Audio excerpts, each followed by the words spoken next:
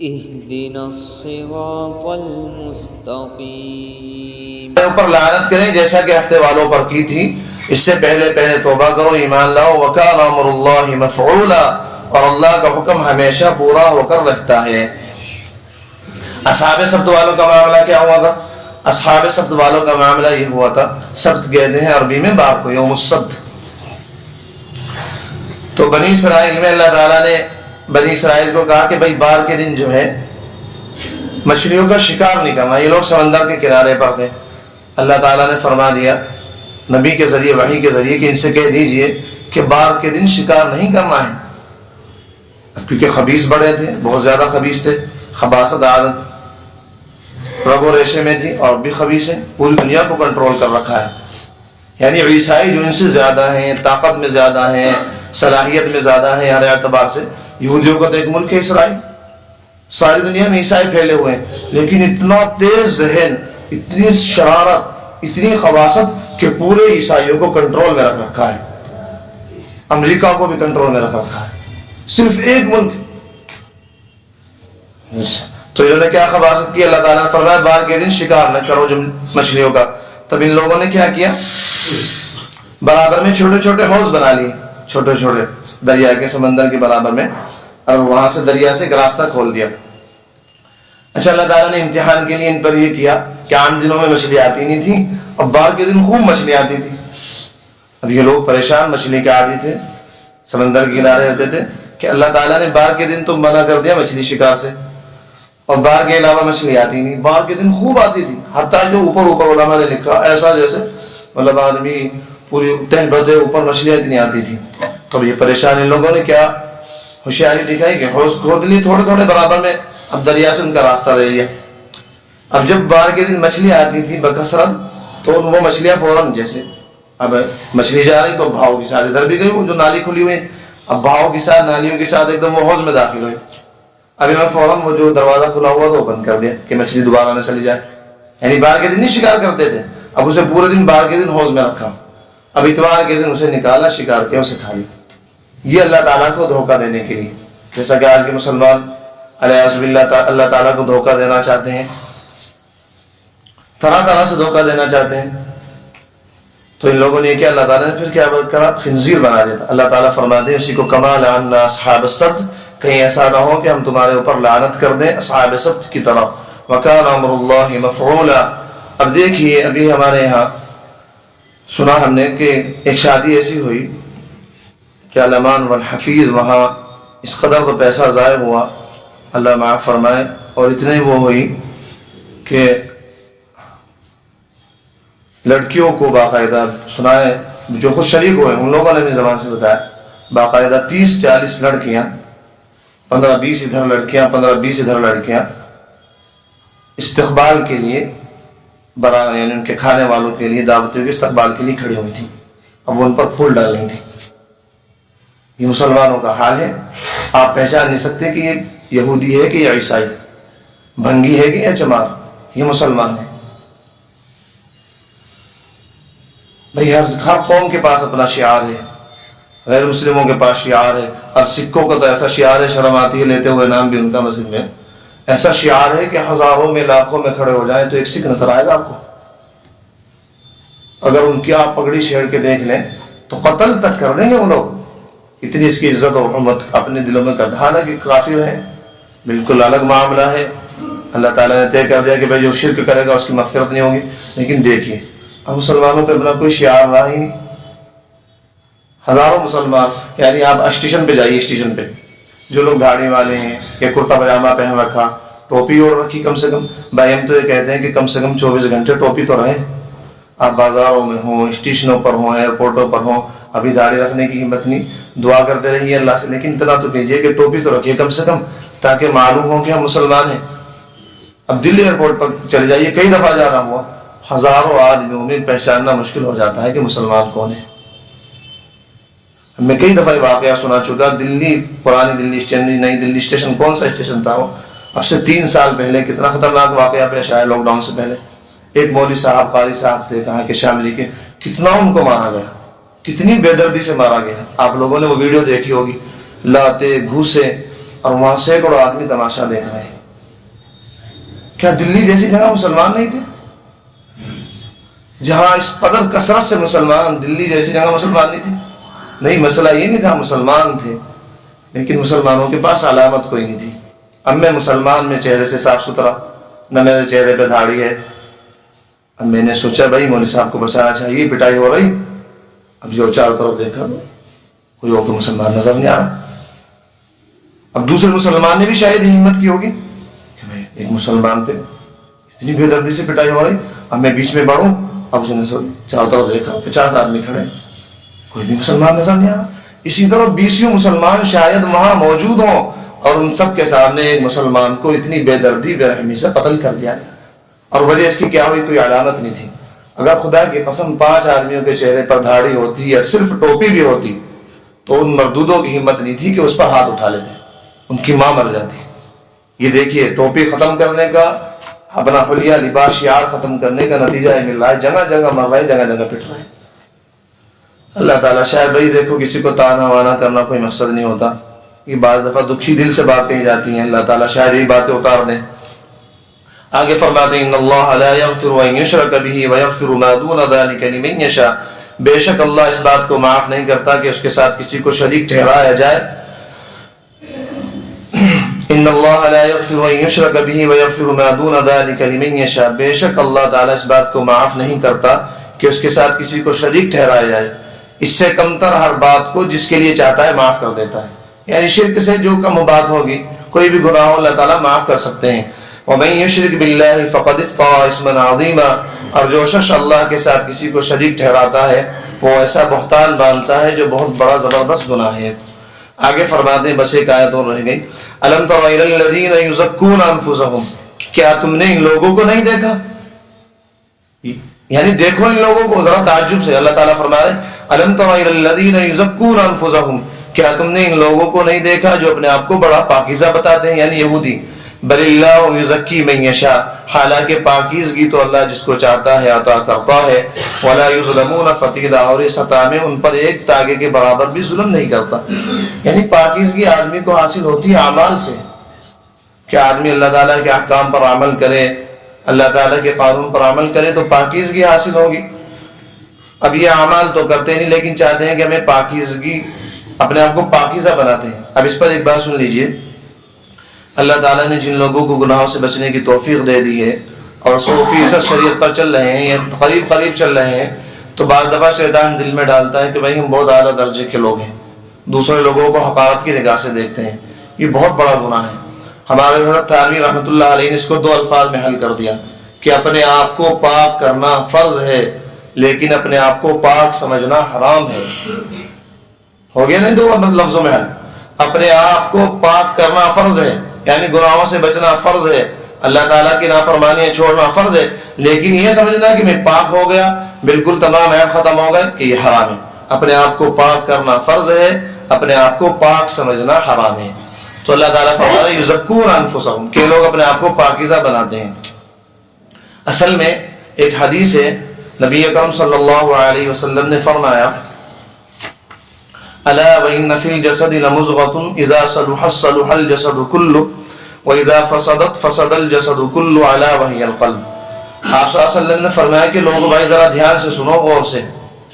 الا کا لفظ جو عربی میں آتا ہے یہ گویا تنبیہ کے لیے آتا ہے کہ ہوشیار ہو جاؤ، بیدار ہو جاؤ، آنکھیں کھول لو، نیند میں مت رہو، توجہ سے میری بات سنو.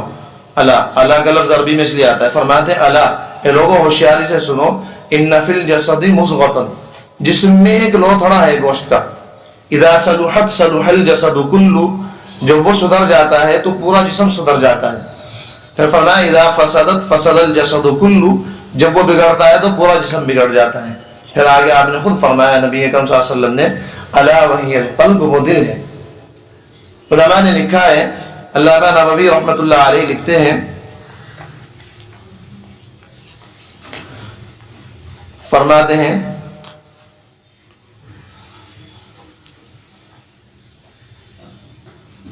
اجمع العلماء على اعظم موقع هذه الحديث. علامہ نووی رحمۃ اللہ علیہ شرح مسلم میں فرماتے ہیں کہ تمام علماء اس بات پر متفق ہیں کہ یہ حدیث بڑی اہم ہے، اسلام میں اس کا بڑا درجہ ہے اور اس کے بہت زیادہ فائدے ہیں۔ تو فرماتے ہیں کہ ایک جسم میں گوشت کا لوتڑا ہے، اگر وہ سدھر جائے تو پورا جسم سدھر جائے۔ آپ اس کو دین کے اعتبار سے تو ہے ہی اصل، لیکن اگر آپ اس کو دنیاوی اعتبار سے لیں، یہ دیکھیں نبی اکرم صلی اللہ علیہ وسلم کی کیا اللہ اکبر، کیا عظمت تھی، کیا علم تھا۔ اللہ فرماتے ہیں آپ اس حدیث کو دنیاوی اعتبار سے لے لیجیے کہ جسم میں گوشت کا لوتھڑا ہے، اگر وہ صحیح رہا، سالم رہا تو پورا جسم سالم رہا، اور اگر وہ بگڑ گیا تو پورا جسم بگڑ گیا۔ ڈاکٹری کی لائن سے لیجیے، سائنس کی لائن سے، کہ اگر دل صحیح ہے آدمی کا تو تمام جسم صحیح ہے۔ اگر خدا نخواستہ ہارٹ اٹیک آ جائے، دل کی وال بدلی جائے یا کوئی دوسری پریشانی آ جائے تو پورا جسم آدمی کا بیکار ہو جاتا ہے۔ یعنی ڈاکٹروں کے لیے بھی اس حدیث میں کتنی بڑی اہم چیز ہے، کتنی زبردست گائیڈ لائن ہے۔ تو یہ تو بیانی صرف ایک طور پہ بتایا میں نے، اب آگے چلیے دین کے اعتبار سے جو مجھے بتانا ہے۔ تو نبی اکرم صلی اللہ علیہ وسلم نے فرمایا کہ دل میں جو ہے یہ پورے جسم کا بادشاہ ہے، اگر آدمی اس کو سنبھال لے، اس کو سدھار لے، اس کو پاکیزہ کر لے، اس کا تزکیہ کر لے، تو اس کا اثر یہ ہوگا کہ جسم سے تمام نکلنے والے اعمال صحیح ہو جائیں گے۔ اب آپ اندازہ لگائیے کہ کسی آدمی کو جھوٹ بولنا چاہتا ہے تو سب سے پہلے دل میں خیال آئے گا جھوٹ بولنے کا، آئے گا نہیں؟ یہ ایک دم یہ کہ زبان پہ آ جائے گا جھوٹ بولنے کا خیال، سب سے پہلے دماغ میں آئے گا، دل میں خیال آئے گا، اس کے بعد جھوٹ بولے گا۔ لہذا اگر اس دل ہی کو صحیح کر لیا جائے کہ وہاں اللہ تعالیٰ کی فرما برداری کے علاوہ کوئی خیالات نہ آئے، تو جسم سے نکلنے والے تمام اعضاء سے، ہاتھ سے، پیر سے، ہمارے حضرت اس پر عجیب مثال دیا کرتے ہیں کہ اللہ تعالیٰ نے جو ہے اس کو دل کو دارالسلطنت یعنی راجدھانی بنایا ہے۔ اگر راجدھانی دنیاوی اعتبار سے مضبوط ہو تو پورا ملک مضبوط ہوتا ہے۔ اگر راجدھانی مضبوط ہو، چنانچہ یہاں کی راجدھانی دلی ہے، اگر دلی مضبوط ہو تو پورا ملک مضبوط ہوگا۔ اور اگر ہمارے فرمایا کرتے ہیں کہ اگر راجدھانی کمزور ہو تو پورے ملک غیر محفوظ رہتا ہے، اس کے کسی بھی صوبے میں کبھی بھی بغاوت ہو سکتی ہے۔ لہذا اگر دل مضبوط ہوگا تو مجال ہے آنکھوں کے صوبے میں بغاوت ہو جائے، یہ آدمی مر جائے گا لیکن ٹی وی نہیں دیکھے گا، غیر محرم عورت کو نہیں دیکھے گا، گندی چیزیں نہیں دیکھے گا۔ یہ اب دل مضبوط ہے نا تو اب اس کو سنبھالنا ہے۔ اب دل مضبوط ہے، دارالسلطنت مضبوط ہے، مجال ہے کہ زبان غلط چیز بولے، زبان جھوٹ نہیں بول سکتی، غیبت نہیں کر سکتی، تو اس کو حضرت نے واضح طور پہ فرمایا ہے۔ تو سنیے آگے خیر، تو اس بارے میں علامہ ملا علی قاری رحمۃ اللہ علیہ فرماتے ہیں کہ اس کا کیا مطلب ہے۔ فرماتے ہیں اس لیے اللہ کے نبی نے فرمایا کہ بھئی اگر دل صحیح ہو جائے تو پورا جسم صحیح ہو جائے گا۔ فرماتے ہیں لِأَنَّ الْقَلْبَ سُلْطَانُ الْبَدَنِ، کیونکہ دل جو ہے پورے بدن کا بادشاہ ہے۔ لَمَّا صَلُحَ السُّلْطَانُ صَلُحَ الرَّعِيَّةُ، جب سلطان صحیح ہوگا، سلطان اچھا ہوگا، بادشاہ اچھا ہوگا تو رعیہ بھی خوش رہے گی، یعنی پورا جسم۔ آگے فرماتے ہیں اذا صلحت، کہ جب دل سدھر جاتا ہے، سدھرتا کب ہے، اس کی علامت کیا ہے؟ فرماتے ہیں اے تلفظت بالایمان والعرفان والیقان، کہ جب دل میں اللہ کی محبت، اللہ کا یقین، اللہ کی معرفت جم جائے تو اب سمجھو کہ دل سالم ہو گیا۔ صلح الجسد، فرماتے ہیں کہ جسم یعنی پورا جسم کس طرح صحیح ہوگا؟ فرماتے ہیں بالاعمال والاخلاق والاحوال، کہ آدمی کا پورا جسم سے تمام اچھے اعمال، نیک اعمال ظاہر ہونا شروع ہو جاتے ہیں۔ آگے فرماتے ہیں کہ جب یہ حدیث اتنی اہم ہے تو اور آدمی کو ضروری ہے فعلى المكلف ان يقبل على القلب ويمنعه عن الانهماك في الشهوات ولا يستعمل جوارحه باكتساب المحرمات۔ فرماتے ہیں کہ اب مسلمان پر ضروری ہے کہ ہر وقت اپنے دل کی طرف متوجہ رہے کہ میرے دل میں گندے خیالات تو نہیں آ رہے، میرا دل کسی غیر کی طرف متوجہ تو نہیں، ان کو حرام خواہشات سے بچائے جب یہ حدیث اتنی اہم ہے، تاکہ اس کا پورا جسم صحیح ہو جائے۔ آگے فرماتے ہیں فَأَهَمُّ الْأُمُورِ مُرَاعَاتُهَا، تو دل کی نگرانی کرنا، دل کا خیال رکھنا، یہ سب سے بڑا اہم کام ہے۔ لہذا نفل نمازیں، یعنی قرآن کی تلاوت روزانہ تو کرنی چاہیے، لیکن حد سے زیادہ جو آدمی کرتا ہے یعنی وہ اتنی زیادہ ضروری نہیں، آدمی جتنے ضروری کام ہے ان کو کرے۔ اس کے بعد سب سے اہم کام یہ ہے کہ آدمی اپنے قلب کی نگرانی کرے۔ چنانچہ حدیث شریف میں تو آتا ہے نبی اکرم صلی اللہ علیہ وسلم کے بارے میں، اکثر آپ یہ دعا پڑھتے تھے یا مقلب القلوب ثبت قلبی علی دینک، اے دلوں کو پلٹنے والے میرے دل کو دین پر، اطاعت پر، اپنی فرما برداری پر جما دیجیے۔ اے دلوں کو پلٹنے والے، تو ہمیں اکثر یہ دعا مانگنی چاہیے۔ دل میں ہلکا سا خیال ہے، پتہ نہیں کب گناہ ہو جاتا ہے، اللہ تعالیٰ معاف فرمائے، تو اکثر یہ دعا یا مقلب القلوب ثبت قلبی علی دینک، اے اللہ میرے دل کو اپنی اطاعت پر جما دیجیے۔ تو اگر گناہ ہو رہا ہے، خدا نخواستہ آنکھوں سے زنا ہو رہا ہے، زبان سے غلط باتیں نکل رہی، تو یہ علامت ہے کہ آدمی کا دل صحیح نہیں ہے۔ اور صحیح بات تو یہ کہ ہم لوگ اللہ اور اس کے رسول کی محبت کے دعوے کرتے ہیں، واقعی اگر سچے ہوتے دعوے تو سب چیزیں ہمارے جسم پر ظاہر ہو جاتی۔ خواجہ مجذوب رحمۃ اللہ علیہ فرماتے ہیں، دل میں اگر حضور ہو، سر تیرا خم ضرور ہو، جس کا نہ کچھ ظہور ہو، عشق وہ عشق ہی نہیں۔ فرماتے ہیں لوگوں تم اللہ سے محبت کے دعوے کرتے ہو، اللہ کے رسول سے محبت کے دعوے کرتے ہو، اگر واقعی تمہارے دلوں میں یہ سب ہوتا تو تمہارے جسم پر تمام اللہ تعالیٰ کے احکام لاگو ہو جاتے۔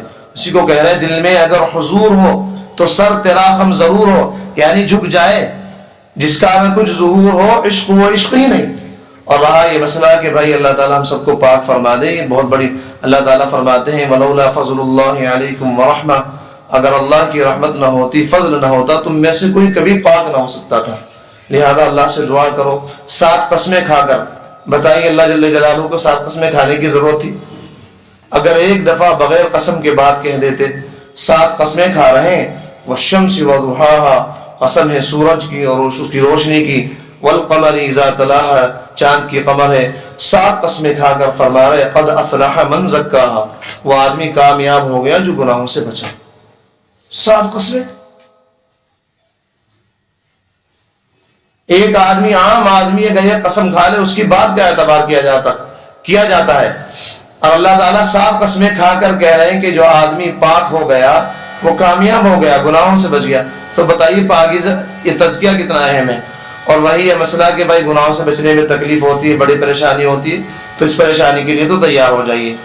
گناہوں سے بچنے میں پریشانی تو ضرور ہوگی، لیکن اللہ تعالیٰ اتنی ہی زیادہ لذت عطا فرمائیں گے۔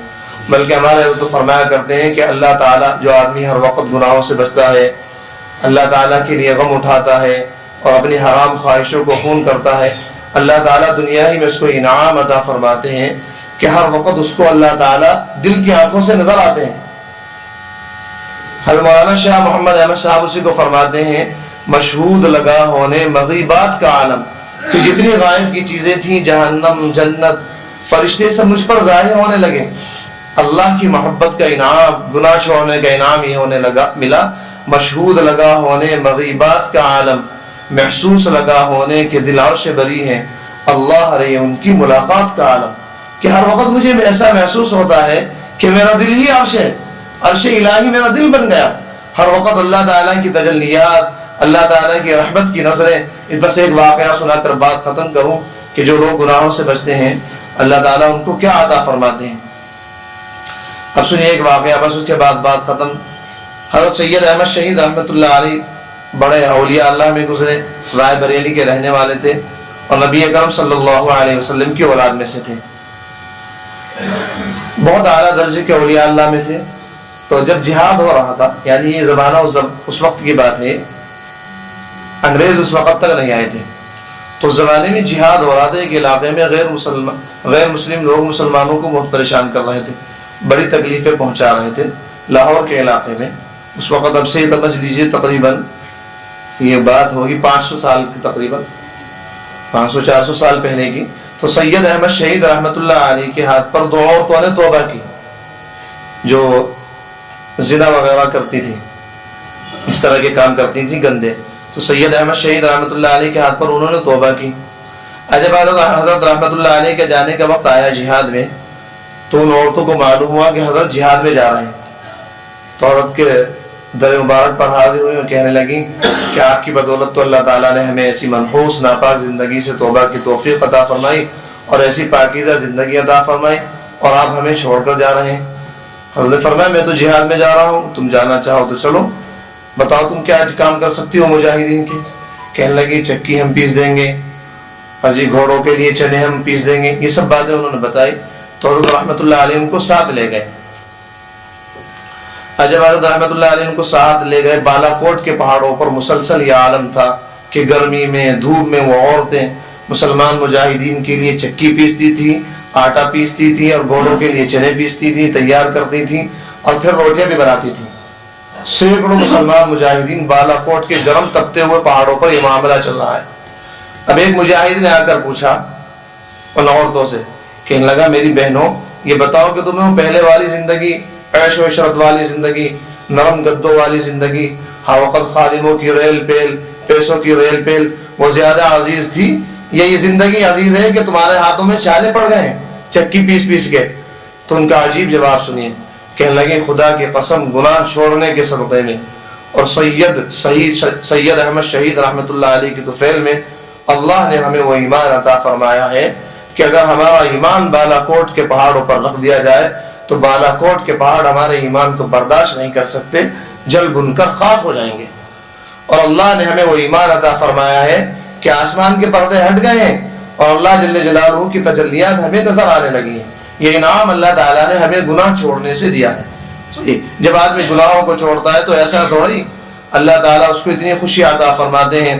اور صحیح بات تو یہ قطع نظر اس سے کہ گناہ چھوڑنا ضروری ہے یا نہیں، میں آپ سے اور اپنے آپ سے پوچھتا ہوں کہ اپنے مالک کی نافرمانی چھوڑنا ضروری ہے یا نہیں؟ آپ کو ایک آدمی آپ کا آپریشن کرا دے کسی بھی چیز کا، آپ ساری زندگی اس کو کہتے ہیں فلاں آدمی نے آپریشن کرا دیا، فلاں آدمی نے آپریشن کرا دیا۔ ایک آدمی آپ کی بچی کی شادی کرا دے، اگر آپ پہ پیسے نہ ہو، مرتے دم تک اس کا احسان نہیں بھولتے، ساری زندگی یہ کہتے رہتے ہیں کہ اس نے میری بیٹی کی شادی کرائی تھی۔ بتائیے اللہ جل جلالہ کے کتنے احسانات ہیں۔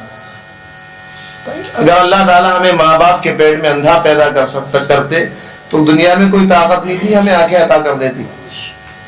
اگر اللہ تعالیٰ ہمیں کانوں سے محروم کر دیتے، بتائیے کون طاقت تھی جو ہمیں کان عطا کر دیتی، سماعت عطا کر دیتی؟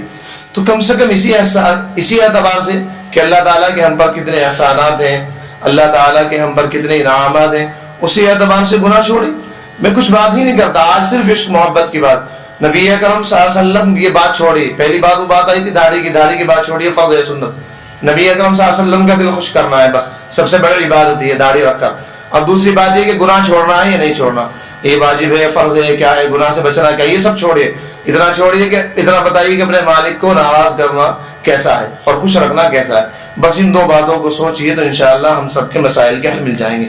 اسی کو فرمایا ہے الم تر الی الذین یزکون انفسهم، کیا تم نے ان لوگوں کو نہیں دیکھا جو اپنے آپ کو بڑا پاکیزہ بناتے ہیں؟ بل اللہ یزکی من یشاء، حالانکہ پاکیزگی تو اللہ جس کو چاہتا ہے عطا کرتا ہے۔ ولا یظلمون فتیلا، اور اس عطا میں ان پر ایک تاگے کے برابر بھی ظلم نہیں کرتا۔ جو لوگ کہتے ہیں کہ ہماری نگاہیں کنٹرول میں نہیں رہتی، ہماری نگاہیں کنٹرول میں نہیں رہتی، کس طرح نگاہوں کی حفاظت کریں، کس طرح کریں؟ ہمارے حضرت نے اس پر فرمایا کہ خدا کی قسم اگر کسی کو لے کر چلا جائے، جو آدمی یہ کہتا ہے کہ میری نگاہ میرے قابو میں نہیں رہتی، بڑی لاکھ کوشش کی، میں بدنظری سے نہیں بچتا، حضرت نے فرمایا کہ آپ اس کے صرف سینے پر ایک مرتبہ چاقو لگا دیجئے اور اس سے کہیے کہ دیکھو سامنے فلاں کتنی خوبصورت لڑکی آ رہی ہے، اگر تم نے اس کی طرف دیکھا تو میں چاقو تمہارے سینے میں گھسو دوں گا۔ حضرت نے فرمایا کہ اس کی ماں مر جائے گی لیکن نظر اٹھا کر نہیں دیکھے گا۔ صرف ایک چاقو کا اتنا ڈر، ایک بندوق کا اتنا ڈر۔ 5 سال کا بچہ اگر قریب ہو تو آدمی فحش حرکات نہیں کر سکتا، گندی حرکات نہیں کر سکتا کسی کے ساتھ۔ اور اللہ جل جلالہ کی عظمت کا یہاں، اللہ کی قسم اگر ہمیں اللہ کی عظمت مل جائے تو ہمارے شرم اور غیرت کے ڈوب کے مر جائیں، گناہ نہیں ہو سکتا۔ اللہ تعالیٰ ہم سب کو 100% گناہوں سے بچنے کی توفیق عطا فرمائے۔ بات آئی تھی تھوڑی سی اس کے بارے میں بتا دوں، وہ شادی جو ہوئی تو وہاں کچھ لوگ بڑی تکلیف ہوئی، کچھ داڑھی والے بھی شریک ہوئے وہاں۔ خیر جو عام سے لوگ ہیں، وہ جن کے یہاں شادی ہوئی تھی وہ تو عام ہی لوگ ہیں، فساق ہیں، فجار ہیں، بالکل عام لوگ ہیں، پہچان نہیں سکتے۔ لیکن تکلیف اس بات پہ ہوئی کہ بڑے بڑے یعنی کئی علماء بھی وہاں شریک ہوئے۔ اللہ اکبر، ہونا تو یہ چاہیے تھا، مسلمان کو یہ چاہیے تھا کہ جس لمحے ایک تو بارات گھر میں جانا ہی خود محض اشکال، اگرچہ وہاں بالکل الگ پروگرام ہو رہا، وہاں جانا ہی غلط، اور دوسرے وہاں اس قدر کی اللہ نے توبہ۔ ہونا تو یہ چاہیے تھا مسلمان کو کہ جس وقت وہاں لڑکیاں دیکھی تھی نا کھڑی ہوئی، وہ استقبال کر رہی تھی، پھول ڈال رہی تھی، اگر ایمان کی غیرت ہوتی، اگر ایمان اندر جاگا ہوا ہوتا تو فوراً وہیں الٹا واپس آ جاتا، لیکن ہوا اس کو الٹا ہی۔ عام آدمی تو کیا کرتے، بعض علماء وہاں شریک ہوئے۔ اب کہاں تک بتائیں، نام بتائیں، بالکل یہ مناسب نہیں لگتا آپ حضرات۔ اب عوام کے سامنے کہتے ہوئے ڈر بھی لگتا ہے، بھائی خدا نہ خواستہ عوام بالکل اتنی ایسی مطلب اتنی زیادہ سمجھ نہیں چلاتے، بس وہی سمجھتے ہیں کہ اب سارے علماء وہ سب علماء سے کرنا شروع ہو جاتے ہیں۔ مقصد یہ ہے کہ بھائی صحیح علماء کو پہچانو، غلط علماء کو پہچانو۔ افسوس کی بات یہ ہے کہ ایک دارالفتہ میں بیٹھنے والے مفتی صاحب جو فتویٰ دیتے ہیں اور بڑے ادارے میں وہ خود اس شادی میں شریک تھے, آنکھوں سے دیکھا گیا ان کو, ان کے بچوں کو. بتائیے اب میں لاگ آپ کو کہوں رات گھر میرا جاؤ, آپ میری بات مانیں گے؟ میری حیثیت کیا ہے؟ نہ میں مدارس علوم کا استاد ہوں, دارالعلوم کا استاد ہوں. ارے تو کہ تیری حیثیت